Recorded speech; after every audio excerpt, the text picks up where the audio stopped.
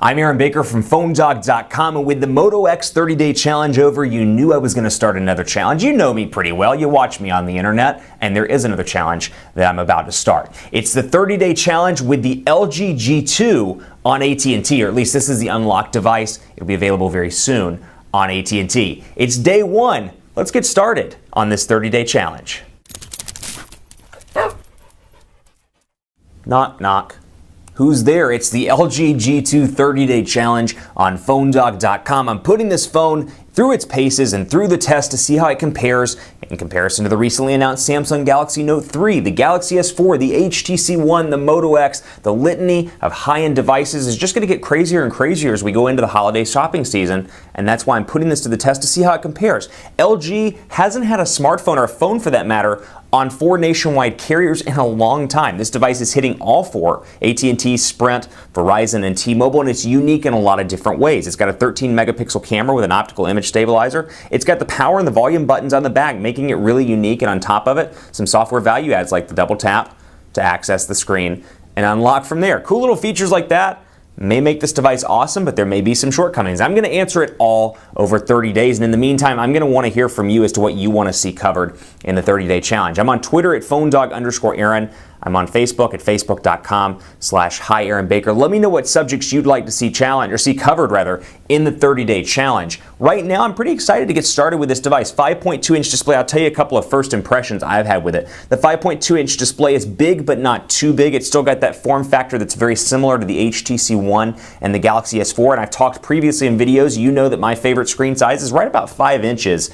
And the smartphone. 5.2, a little bit bigger, but nothing too crazy, and combined with the thinness and the fact that the display stretches from edge to edge, or pretty close to edge, as you can see on this device, it's not making for a huge experience in the hand. I can see, for example, travel's pretty decent from the bottom here. I can access this pretty comfortably with one hand, but beyond that, it might be a little bit too big if you get them to 5.5 or 5.7. So still, even though it's a little bit bigger than 5, and I've talked about 5 being perfect for me, I'm excited to test 5.2 and see, hey, is it too big, is it too small? And there are a lot of software features here that I'm really excited about trying as well. We'll jump right in so we can take a look at those. I'll go into apps, I'll go to settings, and you can see, of course, the tab settings here. I'm excited to go in here to sound and display and check out some things like the lock screen on Android 4.2.2 on LG's side. Things like this, I'll go ahead and unlock or lock it up and unlock so you can see exactly what I'm talking about.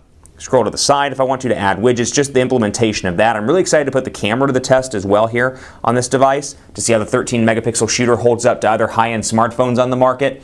Really looking forward to that and see how that optical image stabilizer works and that technology performs. And not only that, but the editing options inside of the camera. I'm a real big fan of things like this. We'll jump into mode here so you can see things like night mode, things like dual shot or dual camera here on the LG G2, almost said Optimus G Pro. How crazy of me. You can see me right there.